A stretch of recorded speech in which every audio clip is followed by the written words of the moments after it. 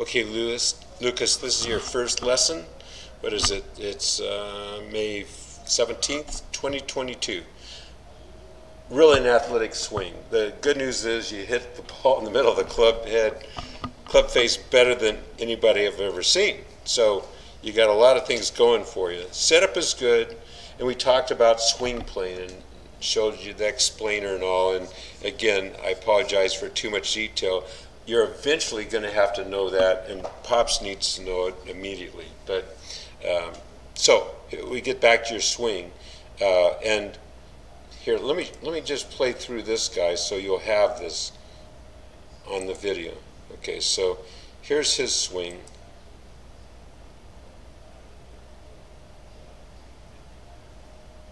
And now it goes slower motion. There's some camera movement, so these lines aren't quite right, but you get the picture. See how close he is parallel to those yellow lines throughout the whole trip. Look at the top. Average guys can't get there like us, but we can get there, but we can't get there. But it doesn't matter. So as he comes down, see how it's parallel to those yellow lines? Okay. Okay, so you'll have that on video. Now back to doing a comparison. So the setup is very similar to Adam Scott's. This is spot on. This is great. Okay. Okay. Then the next position. So it's still, see how it's parallel, but it's getting out of whack a bit, guys. It's no longer parallel, whereas this guy, totally parallel. Doesn't get off parallel. Look at that. Okay, so that's what we're shooting for. So when do you understand what he's talking about? He says parallel. This is the club right here. It's like going up now instead of with the lines. So if you put a T in the butt of the club, that's pointed down at your toes, and what you want is to go to above the ball. Yeah, exactly. You want it above the target line like this. You got it like this, yeah. So what the butt of the club's doing is going to tell you if you're on plane. And again, the reason being on plane is important because when it's time to come down and hit, you got to get right there. Okay. So the further you get from that off plane, the more movement you have to get back. Okay, so you're up in this position, and we're off plane, and as you come down,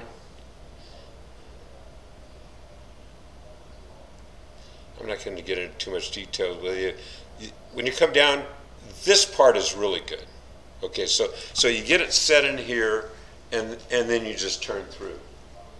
So if it was my swing, Lucas, I would work on their grip, and then I would work on more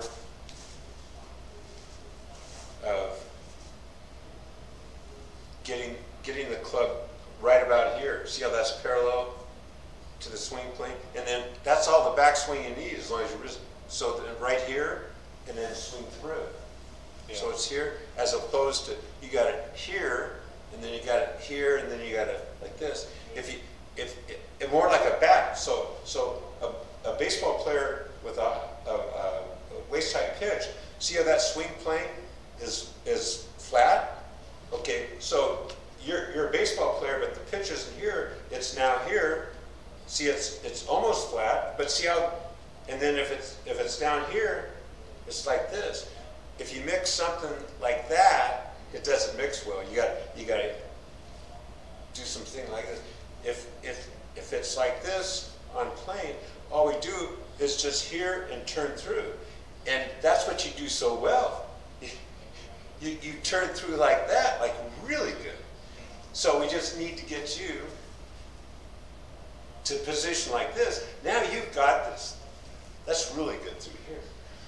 But you're just here, and then you just have to lift and flip like the rest of us when we were learning golf. So yeah. I think his fixing his grip is going to help him get there though. Yeah. I mean, the grip is part of the problem up here. But see, this elbow is good. There's a lot of, okay, take away, there's more good things with the swing than bad. But we just need to shoot on refining a couple of them, and then the rest will come into play. It's a very athletic swing, and good hand-eye coordination because you're hitting the middle of the club face. You know, that's priceless. I mean, there's some people that don't have that hand-eye coordination that will never be able to play golf. You've got it naturally. So a lot of this stuff comes naturally, and just a little things, fine-tuning the grip and all, will get you untracked. Let's look at, I'm still recording, so let's look at from the other angle. Yeah, I'll just destroy this. Student.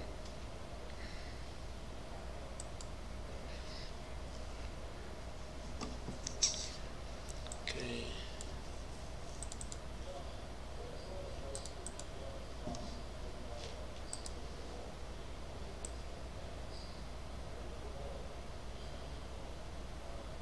Okay, so from this angle, what we do is we draw, see if there's any sway.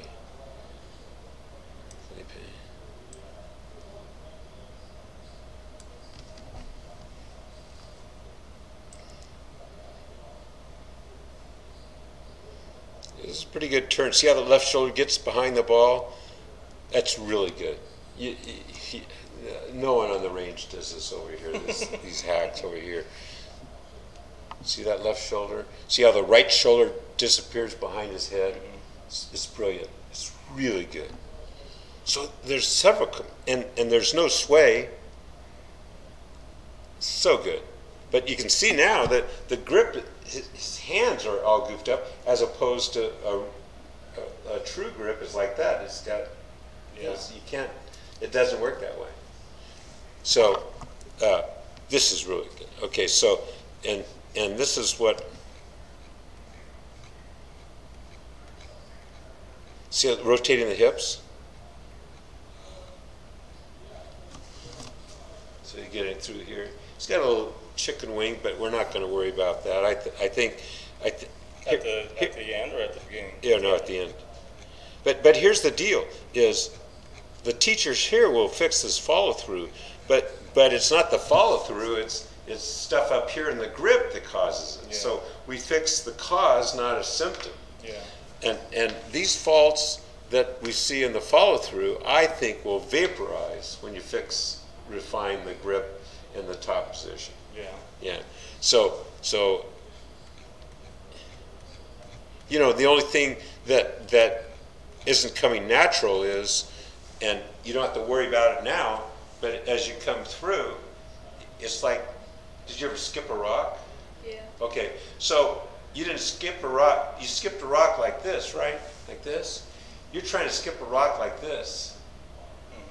So you're turning this, but then you're just staying. And what happens is, it's just like skipping a rock. You're in here, the hips keep clearing. You're like this. See how you got this foot on the ground? You don't skip a rock like this, right? So it's like this. So we just have to get the feeling of you skipping a rock.